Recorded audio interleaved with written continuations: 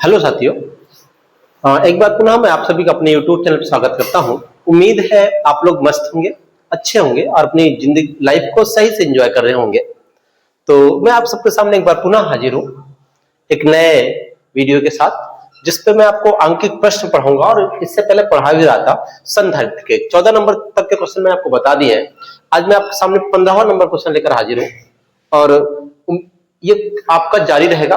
आप लोग मेरे YouTube चैनल में बने रहिए, आपको क्रम से क्वेश्चन नंबर देखने के लिए मिलते रहेंगे साथियों। क्वेश्चन नंबर 15 कहता है, एक समांतर प्लेट संधारित्र की प्रत्येक प्लेट का क्षेत्रफल 100 सेंटीमीटर स्क्वायर है। ए बराबर दिया गया 100 सेंटीमीटर स्क्वायर। प्लेटों के बीच की दूरी डी दी गई है 0.05 सेंटीमीटर। फिर आगे लिखा है, प्लेटों के बीच परावैद्युत पदार्थ भर देने पर संधारित्र की धारिता इतनी फैराड हो जाती है। परावैद्युत पदार्थ की गणना कीजिए। परावैद्युत पदार्थ भरा गया, उसकी धारिता कुछ हो गई है, वो हो गई 3.45 गुणा 10⁻⁻10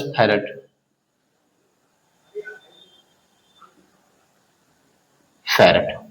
के निकाल के देना है। मैं आपको फॉर्मूला चाहो तो बता दूं, संधारित्र की धारिता क्या होगी जब प्लेटों के बीच परावैद्युत पदार्थ भरा हो। C इक्वल टू हो जाएगा K epsilon 0 A upon D। ठीक है, बहुत सिंपल सा क्वेश्चन है, के निकाल के देना है। मैं आपको समझाने का प्रयास करता हूं। करना क्या आप लोगों को, सबसे पहले इससे लिख लेना है 100 गुणा 10⁻⁴ मीटर स्क्वायर। ठीक है, इसको लिख लेना है 0.05 गुणा 10⁻⁻1 सेंटीमीटर -2 लिख दो, ये मीटर में बदल गया।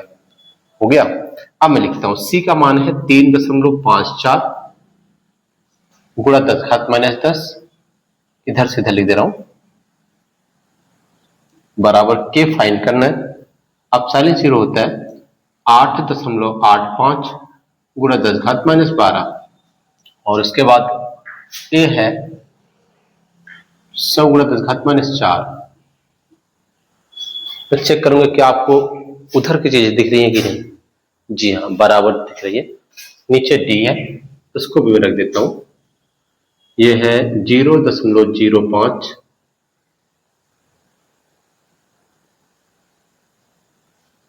गुणा 10⁻²। इसी को हल करना और के निकाल के देना है। बहुत सिंपल सा क्वेश्चन है। मैं आपको बताने का प्रयास करूं तो आसानी से बता दूंगा,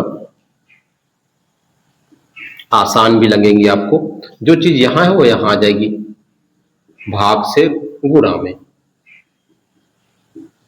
ठीक है, और ये नीचे आ जाएगी 8.85 गुणा 10⁻12, फिर 100 गुणा 10⁻⁴ बराबर के उस पार का चौरस। इसी को हल करना। पहले यहां पे आप दिख रहा होगा 2 अंक बाद पॉइंट यहां पे है, यहां भी है, कट जाएगा इस पॉइंट को काट लो और ठीक है, बाकी कुछ नहीं करिए। मैं इसको यही नोट करता हूं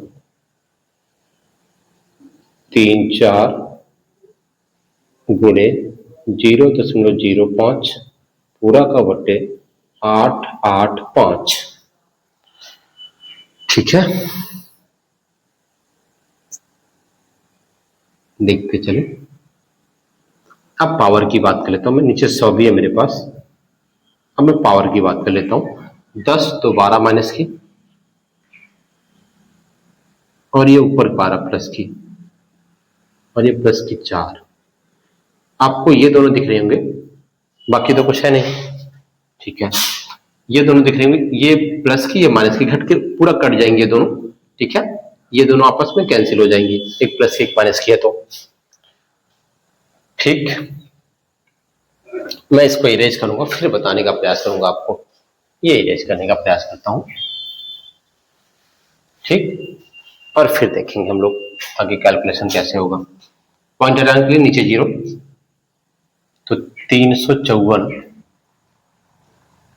बट्टे 885 गुणा 10⁴ ये है, और 1 मिनट, ये 5/100 गुणता ये 100 पहले से, एक और 100 लिख देता हूं मैं, और 10⁴ ये। ठीक, कुछ इस टाइप से बचेगी आपके पास। चेक करें इसकी 1 2 3 4, 4 से 4 कैंसिल हो जाएगी, 4 0 1 4 0 भी है, इसको काटो, 5 5 3 8 38 हो जाएगी है, और 5 7 35 हो जाएगी, और 35 3 38, फिर से 5 7 35, ये कट जाएगी 5 से, और फिर इसको हम लोग, मेरे पास कितना बचा, एक के बच रहा है, या के को इस बार लिखो, के बराबर बचेगा 3 5 4 नीचे 177, 177 को 2 से काटो, 2 से 14, 2 से 14 15, 2 कम 2 3, कट जाएगी, 2 टाइम्स जाएगी ये, तो के का मान 2 आ गया। ठीक है, ये क्वेश्चन नंबर 50 रहा आपके लिए। उम्मीद है क्वेश्चन समझ आया होगा। जहां समझ ना आया हो वहां पे कमेंट बॉक्स में कमेंट कर ले, मैं आपको फिर से बताने का प्रयास कर लूंगा।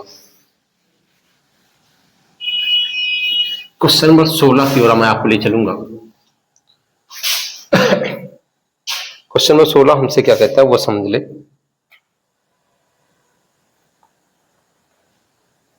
सोलह हमसे कह रहा है, कहता है एक वायु संधारित्र की धारिता 2 माइक्रोफैराड है, यानी C0 कहते थे उसको, 2 माइक्रोफैराड है, 2 माइक्रोफैराड। ठीक, मैं इसको, इस नंबर को फैराड, माइक्रो को मैं चेंज कर लेता हूं नंबर में, तो इसे हम इस तरह लिख सकते हैं, इतना फैराड। ठीक है, आगे चले। फिर कहता है जब इस प्लेटों के बीच, यदि उसकी प्लेटों के बीच कोई अन्य पदार्थ अन्य माध्यम रखने पर धारिता 12 माइक्रोफैराड हो जाती है। अब जो C है 12 माइक्रोफैराड हो जाती है, 12 माइक्रोफैराड हो जाती है।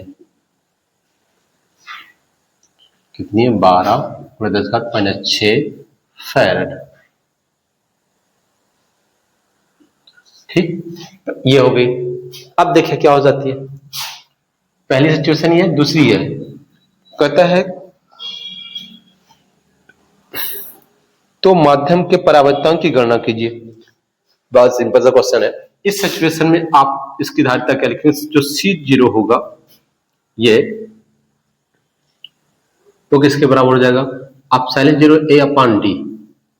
ठीक, और C0 आपकी है 2 × 10⁻⁶ बराबर ε0 A/d हो गया। इक्वेशन नंबर फर्स्ट बना दो। दूसरी सिचुएशन देखो, इसकी धारिता क्या हो जाएगी, जब प्लेटों के बीच परावैद्युत पदार्थ भर दिया जाता है तो उस समय हो जाएगी C = K ε0 A/d। C का मान क्या होगा, C का मान क्या है, 12 × 10⁻⁶ बराबर K ε0 A/d। Equation number second बना दो इसको।